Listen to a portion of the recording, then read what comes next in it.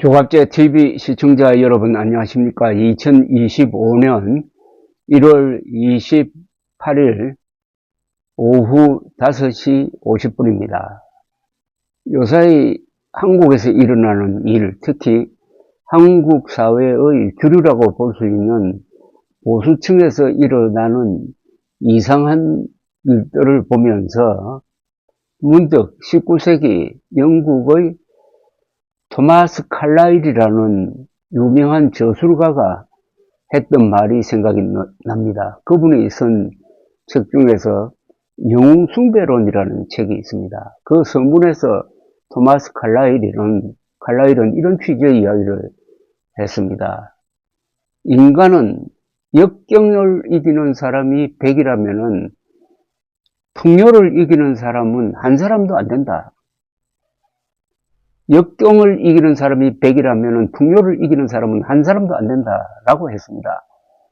인간이라는 존재는 역경을 만나면은 자신이 가지고 있던 능력을 100% 아니 때로는 150% 발휘해가지고 그것을 돌파하는 것이 이게 정상이라는 뜻입니다. 지난 70여 년 동안 한국 국민들이 그렇게 해왔죠. 그런데 문제는 그렇게 역경을 돌파해가지고 평화와 번영을 만들어내면은 그때부터 인간의 타락이 시작된다는 겁니다. 어려움에 처했을 때는 하지 않던 행동을 풍요를 즐기기 시작하면 한다는 겁니다. 그 대표적인 사례가 부정선거 음모론입니다. 이런 부정선거 음모론은 전시라든지 아주 우리가 어려웠을 때 1950대, 60대, 70대 이럴 때는 이런 망상이 먹혀들지 않았는데 21세기에 접어들면서 한국이 잘 살게 되니까 공상을 하는 사람이 많아지고 음모론이 확산되고 하는 현상이 빚어지고 있습니다. 그래서 풍요를 이기는 사람이 한 사람도 안 되는구나. 즉 인간이 잘 살기 시작하면 배부르기 시작하면은 그때부터 분별력이 망가지고 비겁해지고 교활해지는구나 하는 것을 절감하게 됩니다. 한국 보수는 1948년 8월 15일 대한민국이 건국된 이후에 이 나라의 주도 세력이고 문명 건설 세력이었습니다. 이승만, 박정희라는 위대한 지도자를 만났습니다. 그 뒤에 전두환, 노태우, 김영삼, 그리고 이명박, 박근혜, 윤석열 이런 분들을 보수적 지도자로 분류를 합니다. 문제는 보수적 지도층 사이로 부정선거 음모론이라는 일종의 정신질환, 전염병이 들어와가지고 이상한 행동을 하기 시작을 했습니다. 보수라는 것은 문명 건설 세력인데요. 그러다 보니까 법치, 과학, 사실을 아주 중요하게 생각합니다.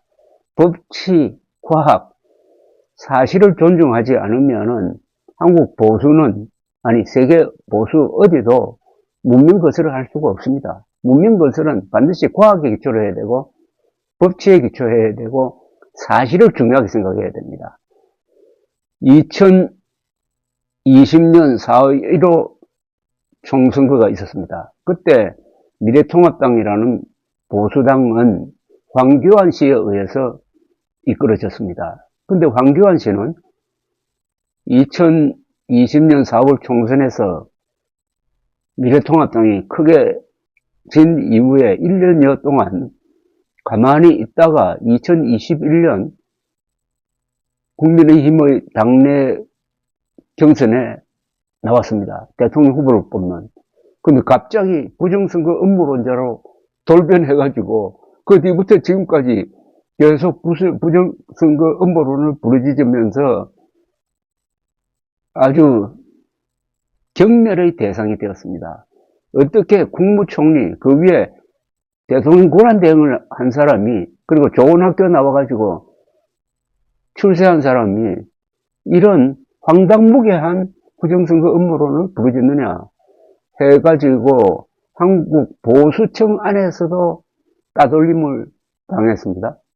그러다가 그보다 더 경악스러운 일이 바로 최근 한 달 사이에 일어났습니다.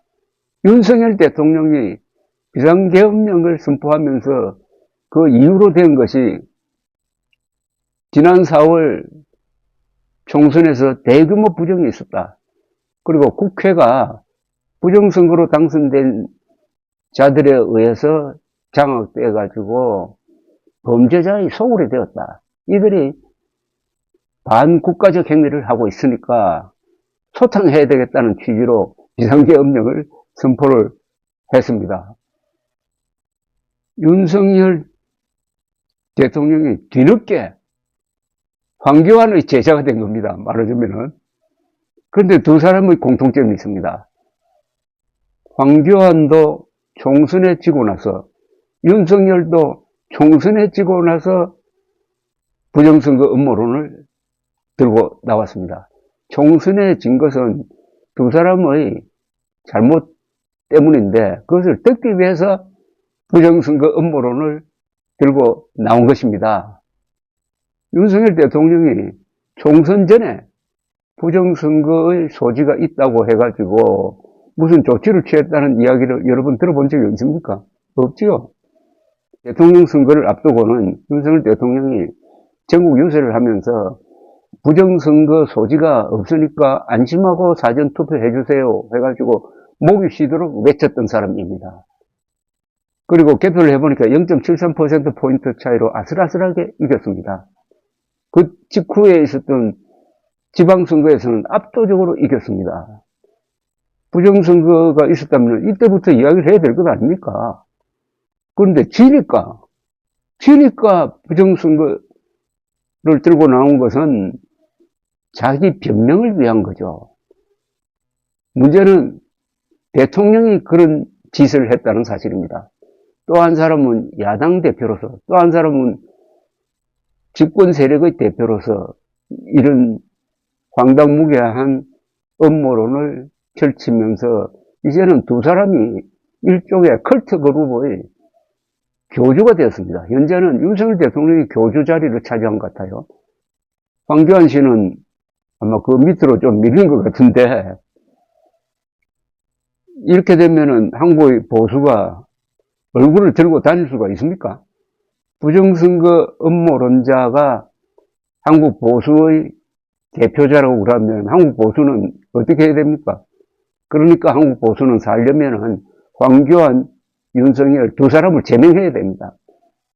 저 사람들은 보수가 아니다. 보수를 참칭하고 있다.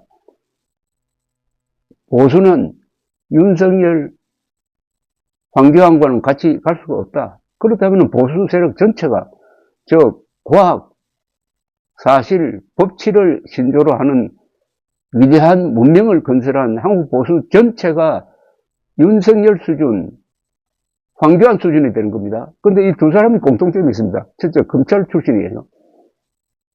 좋은 학교 나왔습니다. 그리고 최고위직에 올랐습니다. 한 사람은 대통령, 한 사람은 대통령권한테 또 중요한 공통점이 있습니다. 군대 가지 않았어요. 군대 안 간 이유를 두 사람이 다 신병에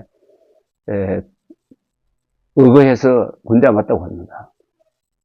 거기에 대한 시비는 변론으로 하더라도 두 사람이 총을 잡아본 적이 없는 사람입니다. 군 복무를 저는 3년 4개월 했는데 요새 좀 많이 줄었습니다만 군대에서 가장 중요한 것은 총을 들고 나라를 지킨다는 이 체험인 것입니다. 이것은 대학에서 가르쳐 주지 않습니다. 검찰에서도 이런 건 가르쳐 주지 않습니다. 이것은 온몸으로 느껴야 합니다. 총을 든다는 것이 얼마나 위험한 거고 얼마나 신성한 것이냐. 총 든 사람을 모아가지고 군대를 만들고 그 군대를 동원한다는 것은 얼마나 엄중한 것이냐 하는 데 대한 실감이 없는 거죠. 이런 경험을 하지 못하면은 뭔가 좀 한국 남자로서는 부족한 면이 있을 것입니다. 그 부족한 면은 자신의 노력으로 메울 수가 있습니다. 그런데 두 사람은 그런 노력을 하지 않은 것 같아요. 이런 두 사람에게서 공통적으로 느껴지는 게 무책임입니다. 총을 든 사람은 반드시 그 총에 대해서 책임을 져야 합니다. 총을 들고 잘못 방아쇠 당기면은 아군이 죽습니다. 잘못 방아쇠를 또 한 번 더 당기면 자기가 죽어요. 그런데 윤석열, 황교안 두 사람 출세했지만은 무책임합니다.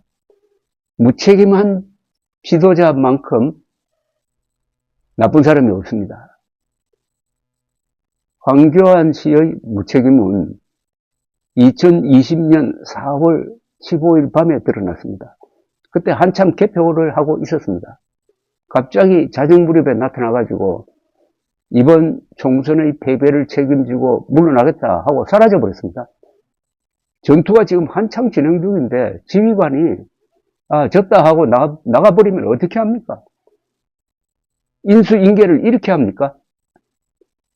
군대에서 초소를 경비할 때 다음 경비자가 나타나기 전에 그 초소를 비우고 나가버리면 나중에 붙들려가지고 영창에 갑니다. 그게 만약 적전 이탈일 때는 사형되기도 합니다.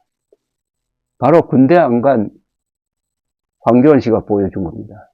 윤석열 대통령의 이번 비상계엄령 선포는 바로 군대 안 간 오만한 권력자에 의한 병정놀이였습니다.